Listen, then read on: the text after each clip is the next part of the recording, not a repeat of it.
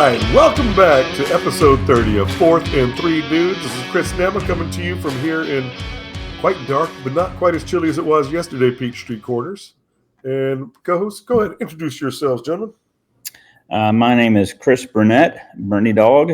And two things about me. I've never had a weekend mandate with Lane Kiffin, and I have yet in my life to piss off Cousin Kate. You're so jealous. I can just see it dripping out of your... I'm Cord, and apparently I piss off my favorite Cousin Kate every weekend. I didn't know what I'm doing now. It does seem to be a trend, and you don't even know how you're doing it. Let's air this out right now. Now what did I do? I mean, I got stacks of fan mail here, but I haven't opened it.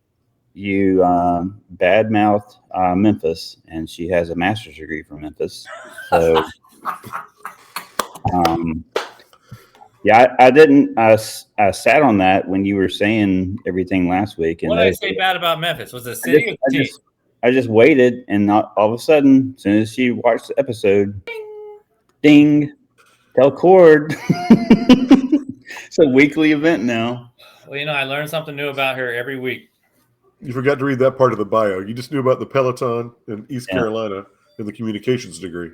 That's all I have room for in my little peanut head. The text thread, H said, "Oh no, Cord did it again." All right. So what did I say about Memphis? Probably talking about them being the last team in the playoff bracket. Were they probably going to bounce out of the playoff bracket? Well, maybe. Oh, it happened. There you go. I think she's womp womp. All right, Cousin Kate, I still love you, but you're wrong. But okay, let's move on. All right. Well, what you drinking? Go ahead. I got the new ice maker. Of course, the ice cubes have already melted, but I'm doing the Four Roses single barrel. Good job. You're gonna break that thing before next Saturday, Chris. You gotta ease up on it. Man, I'm stockpiling that ice. I'm ready for you and your lovely bride to come over here if you're going to come over. I don't know. I just laughed at my message. The jealousy just drips off of you. I have an old Forester this week. Nice. Sorry, I didn't drink. Supposed to drink.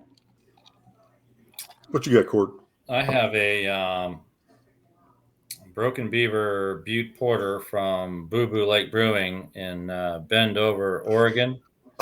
It's got a really great start. Got a nice peanut butter flavor, but I read the can. It has no peanuts in it for some reason.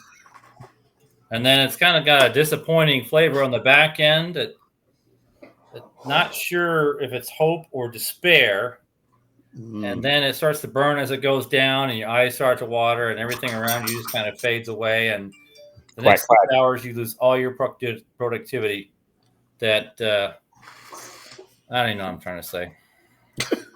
That's a little obvious, but oh my goodness, was that after that game this past week? We'll get into that in a minute. But yeah, no. The good thing is I had an excuse not to watch it. Yeah, you did. You're on your date with Lane Kiffin. Yeah. Did you see that picture I sent you guys? Him waving at me. He waved at you. Yeah. Here, show you the picture. I still got one more year of eligibility left. And he said he's saving some NIL for you. Yep, but I said they need a fullback. Just don't put me on the sidelines with Chris because bad things happen to that team after that. App State. Yeah. Has Lane Kiffin ever used a fullback? I don't think so. I don't know. We might have to go back and look at that. I mean, there's always time for him to turn a new page. But, maybe I can be like a wingback, or we can do the wishbone or something like that. Yeah. All right. Well, we guess go ahead and get into the games that for our teams in this past weekend. I guess we'll go ahead and start with the good news. So Georgia had probably one of their most complete games of the season from start to finish. I mean, we gave up that touchdown early on, but the defense was able to right the ship pretty early, and the offense just kept things rolling. So what were your biggest – I mean, I don't know if Cord was actually able to see any of that game with his – we had to text him updates. Yeah. But, yeah, it was interesting to have a viewing experience this weekend when we had a lead. And it wasn't late in the fourth quarter. They marched down the field and scored right away. And it kind of, you kind of settled in and felt like it's going to be one of those games again. But Georgia just kind of took over, and the defense made adjustments quicker and kind of shut them down. And the offense just kept rolling. They just kept putting up points. And I made this note that Kirby always talks about the middle eight. The last 4 minutes of the first half, the first four of the second half, and we knew we're getting the ball the first and the second half. So we went down and scored. I think there was a touchdown to Branch right into the first half, and came out clicking. And I think that really took them out of the game and almost cemented it for me right then. Midway through the third quarter, but it was the first really full game we played from start to finish, where everything just kind of won. I mean, when we fumbled inside the 5, Dylan Branch fumbled. That just is like a gut punch. But then the defense came out and they got the ball right back. I mean, it was a total team effort, and it was really great to see. Yeah. How were the cowbells?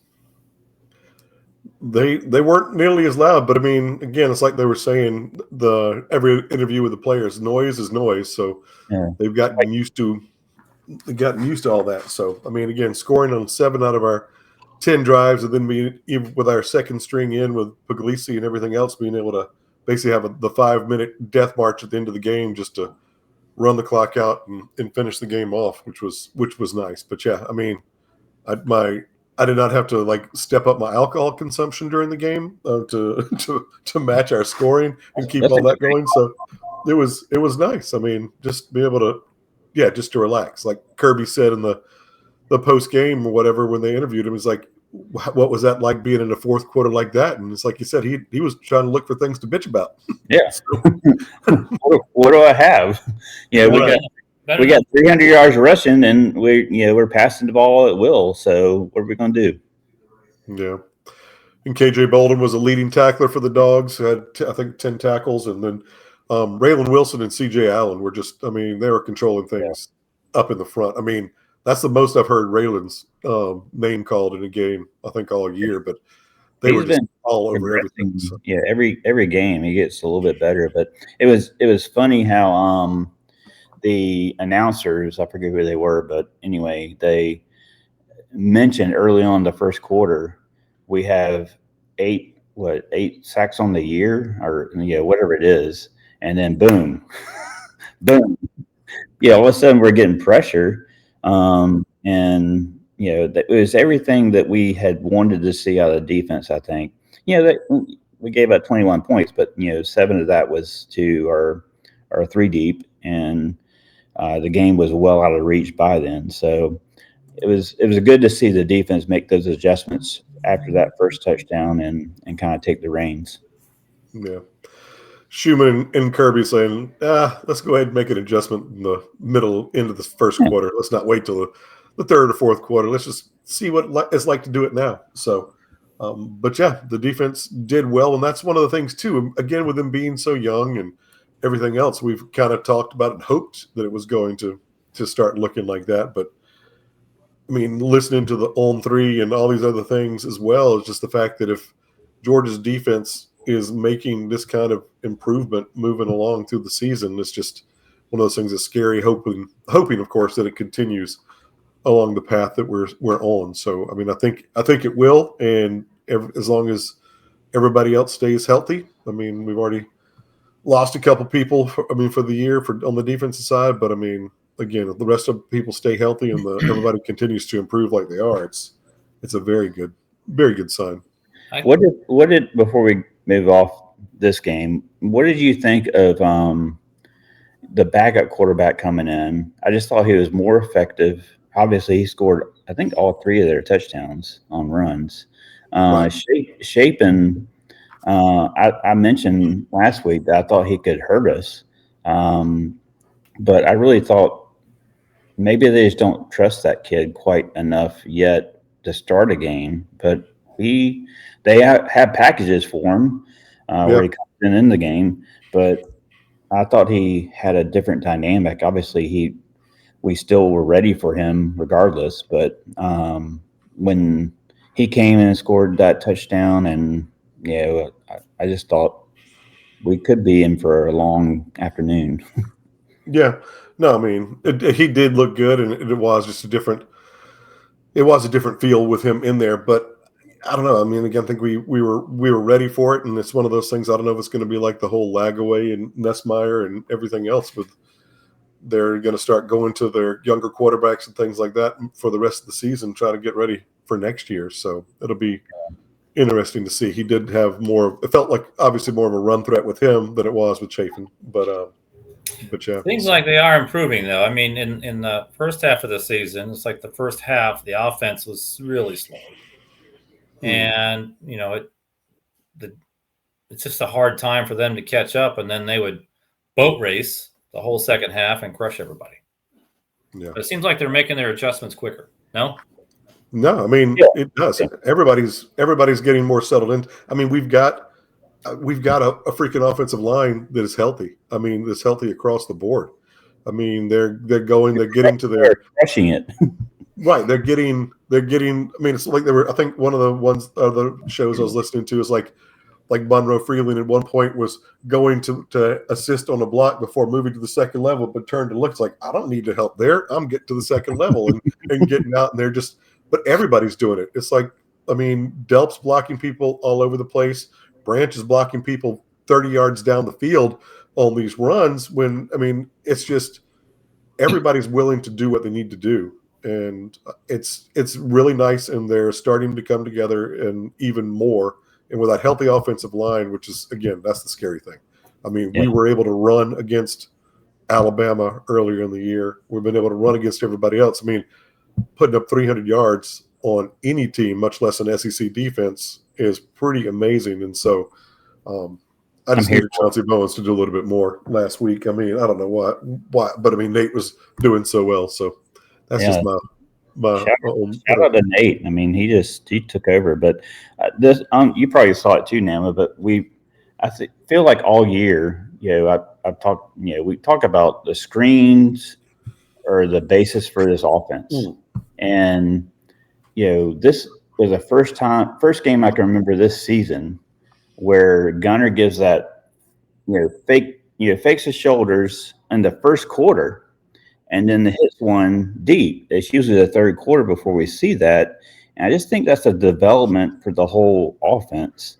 And the coaches, you mentioned offensive line. I mean, that's coaching for a kid to say, okay, this guy's taken care of. The play's developing this way. I need to go this way. Mm-hmm. And for Gunner to recognize the defense is keying on that screen early and then go deep and hit that guy. And that's, that kind of that may have been what broke the dam open, and we kind of rolled from there offensively. But that's one of the other things too. They talked about this that I didn't really even think about was the screen game, doing it early, like you said, opening up for later. But what it's also doing is in those first and second quarters, you're making those linebackers, those offensive linemen, run side to side. They're running side to side a whole lot more, covering a lot more of the field, and then it's wearing them out. I mean, it builds on it. And so the more you do that, the more they're thinking they got to do that. Then it opens up the middle of the field for your running backs just to be able to gouge people up the middle too, when those guys are tired on the other side from all you've been doing to keep wearing them down. And we got enough running backs that, I mean, again, with Cash, with Nate, with Chauncey, with Phillips, I mean, all of them that are rotating, even Bo Walker. Yeah, who still has the best name for a running back, I think, anyway. But yeah, it is one of those things that it's an embarrassment of riches, especially in the backfield. I think that it's going to serve us well moving forward. So, yeah, great Saturday. Let's do it again. Yeah. So, speaking of a not so great Saturday, dude, them Beavers. Oh, them Beavers cord.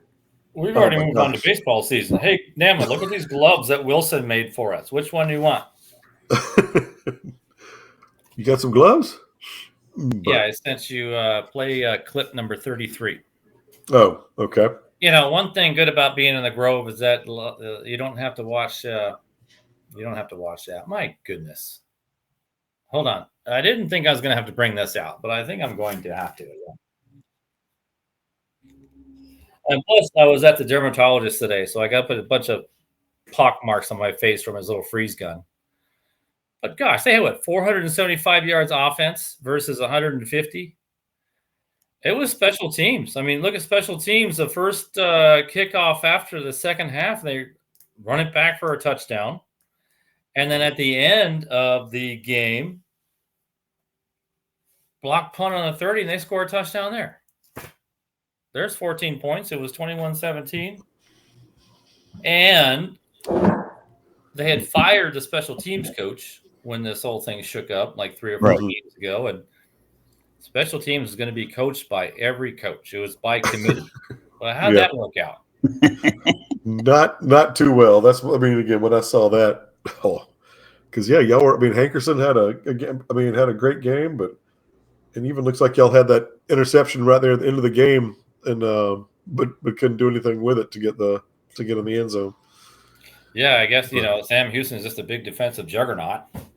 Yes, I mean, again, it was of course someone else is calling our plays for it all. The brawl for it all turned out to be for Sam Houston.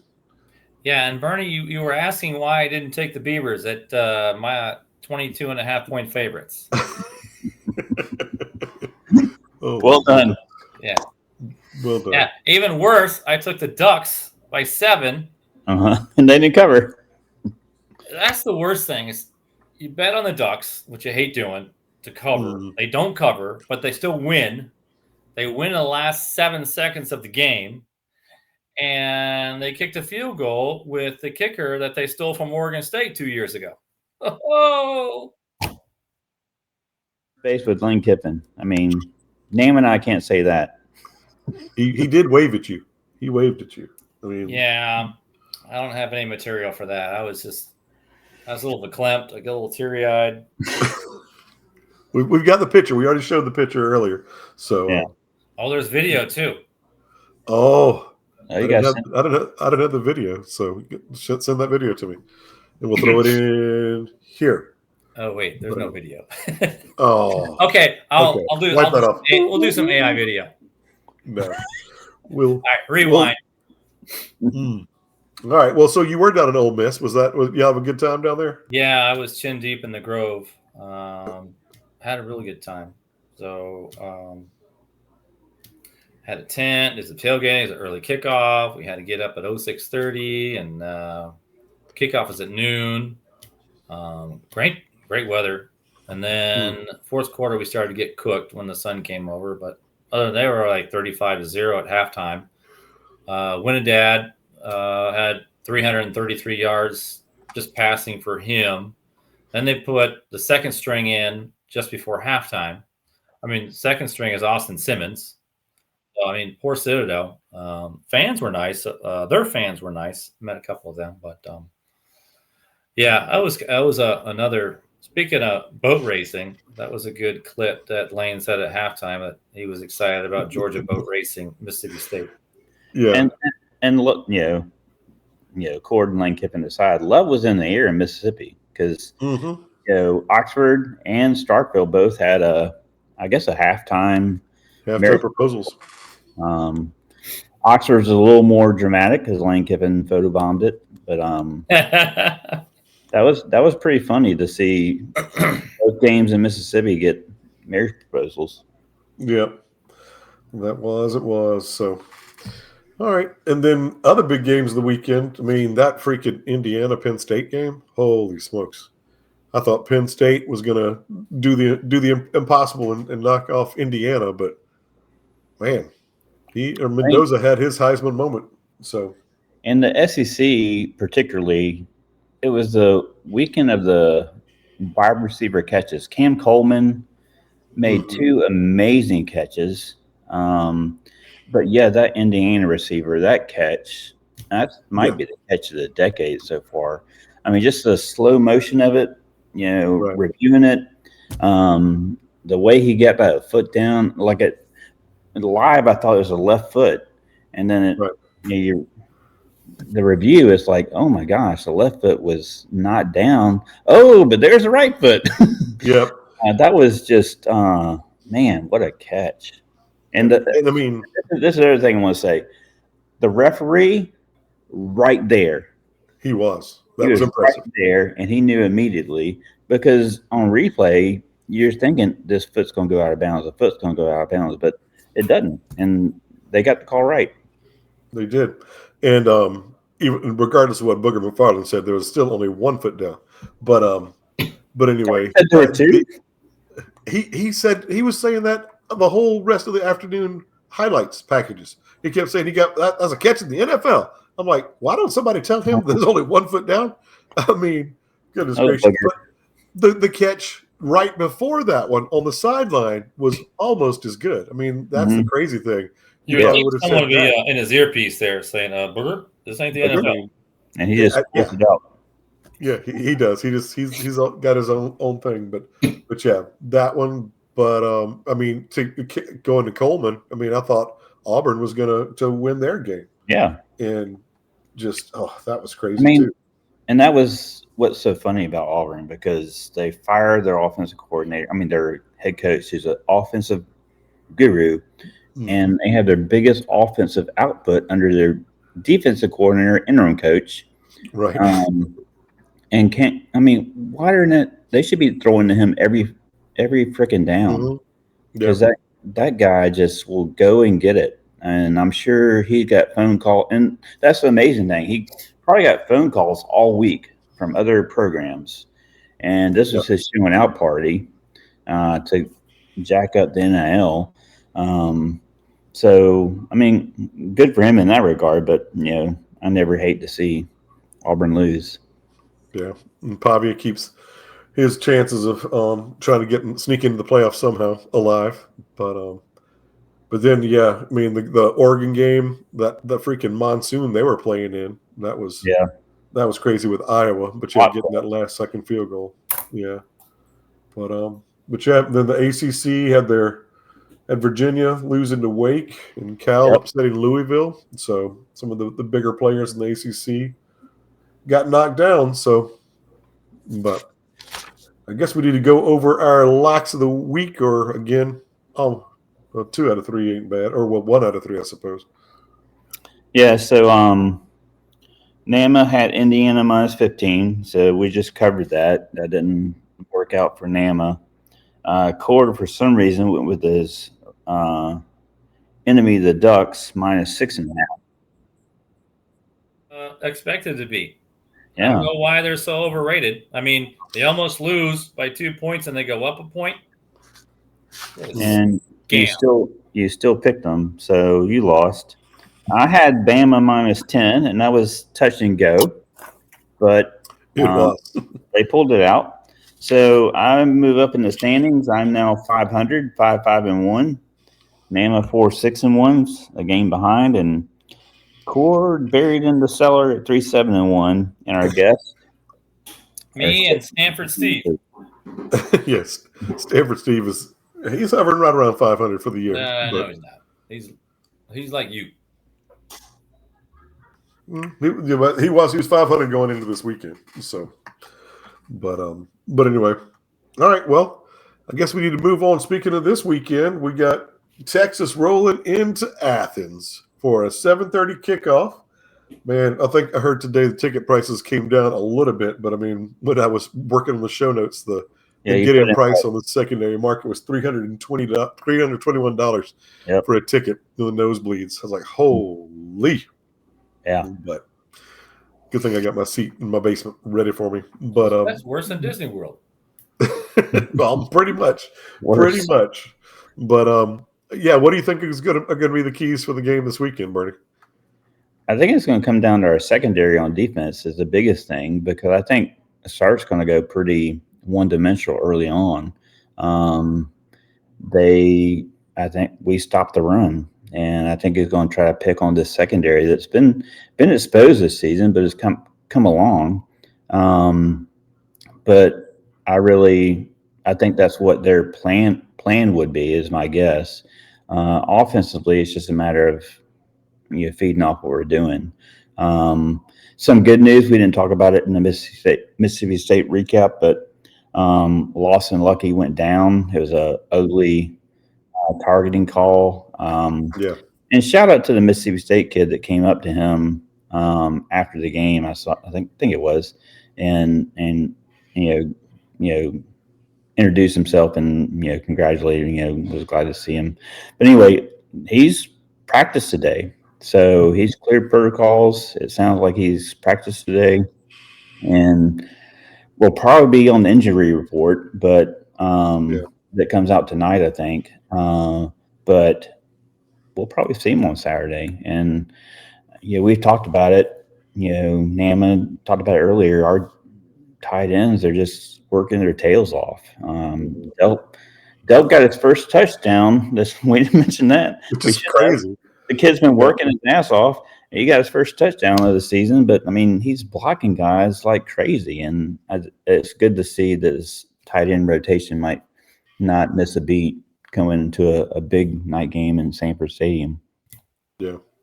I mean, speaking of the tight ends, I mean, Elias, the catch that acrobatic catch he made was one of our catches of the year so far too. But I mean, it was a catch of the weekend until others. Cam Coleman came out dressed. So yeah. So, but yeah, I mean, again, I think like you said, it's going to be if our defense how they are able to settle down and settle in to be able to do that, and if we can generate some of the pressure that we did against Mississippi State, and like we did against Texas last year when we faced them, when we hadn't sacked anybody either.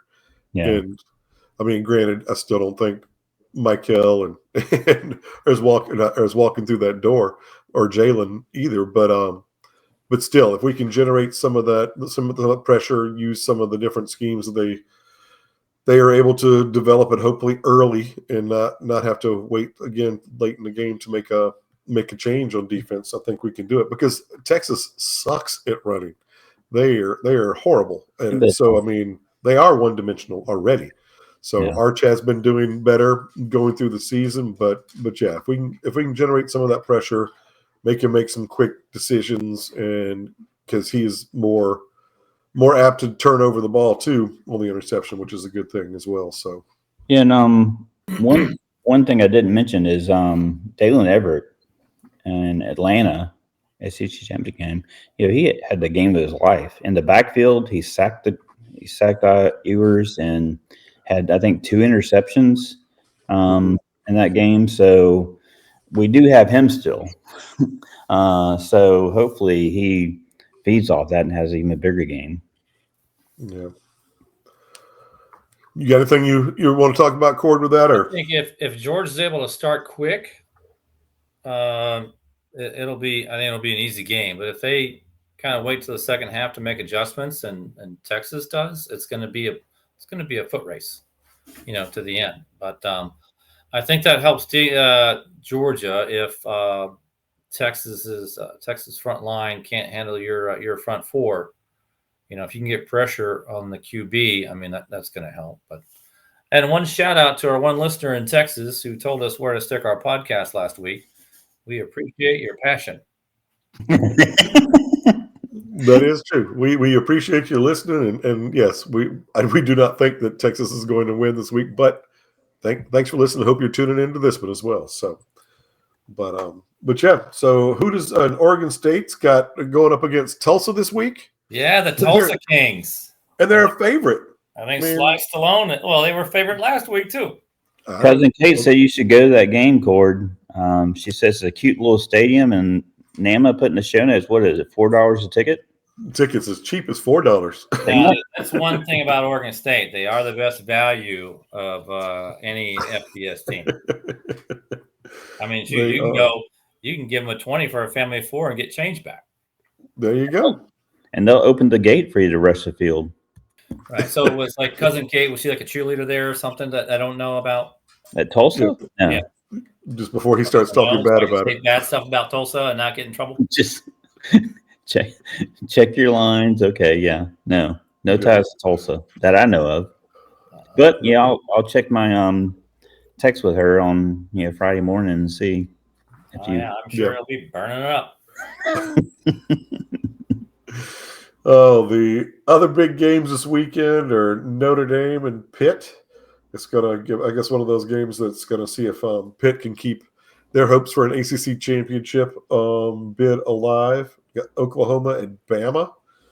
That's gonna, again, for Oklahoma. They have an outside chance if they're able to keep it keep winning. They're They on the can get bubble, into aren't they? They are. Well, I mean, they got the 2 losses, but so if they can find a way to beat Bama, and then they got to beat LSU at the end of the year, which again they should be able to do. So if they can find a way to beat Bama, I mean, they can keep their playoff chances alive as well. I think they have the defense to really threaten Bama. So I'm not going to pick that one, but yeah, I kind of like Oklahoma in that game to win out, but we'll see. It should be a good game. I think if Alabama loses, they still won't lose their bye in the playoffs. Well, they'd still be in position because that'd be their only SEC loss. Right. They would still be in position to be in the SEC championship. So, yeah. But I mean, if they lose that game, I mean, if they need to win the SEC championship, I think to be in the top 4. But, they have 3 losses, 1 to FSU. That's not going to be a good look. Georgia Tech's traveling up to Boston College to after their bye week, after their loss to NC State. So they're going to be hoping they can get that figured out. And then Ole Miss is hosting Florida. So we'll see how that goes. See how that goes. I mean, again, that was their trap game last year that knocked them out of the playoff picture. I'm sure he's reminding them of that. Well, I'm sure.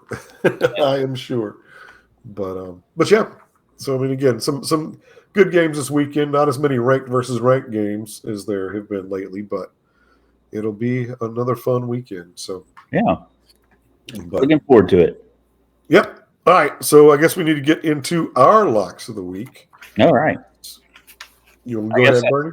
I should go first because I'm the leader. There you go. And no question this week, I'm going Georgia -6. I think they cover. I think they cover not really easily, but I think they cover. And we're coasting into that tilt with, who is it, Charlotte the week after? Yeah. Charlotte Southern, I believe. Yeah, go Dogs. Or Trump, yeah. So, all right, well, I guess that means I'll go next because I'm in second place, and I think I will take. Why don't you guys just rub it in a little more? Hey, man, you get to. I'm not used to being down in the basement. This is awkward for me. Well, that's why we put you down there. I think I will go ahead and take. I will roll with Ole Miss this week. So I'll take them with given 14.5 points. I agree. I think Kiffin's going to be all over the boys, making sure that they remember that they lost last week and not going to let it happen to them 2 years in a row against them Gators. Georgia had a tough time with them, but that was at Florida. This one's going to be at Ole Miss, which I think home and home's a little easier to deal with than the rivalry games. Yeah. All right, Gordon, my turn. Yeah, your turn. Oh, okay. Let's see who's playing. Who the Ducks play this weekend? I don't care. You know what? I think I'm going to go with Oklahoma, but instead of that, I'm going to reverse it and pick Alabama -6. That's right. Picks this year have been wrong. I did try to make myself do that earlier in the year, and then I forgot all about it. Yeah. All right. Well, hopefully that's going to work out better for all of us this week. But all right. Anything else you want to cover before we wrap this baby up? I don't think so. I think that's all I got. All right. Well, hopefully we're going to have a new guest on with us next week, and we'll be talking about some other fun stuff, and hopefully talking about a Georgia win as well. But thank you for hanging in with us this long, and be sure to like and subscribe. But until next week, go Dogs! Go Dogs! Oregon sucks.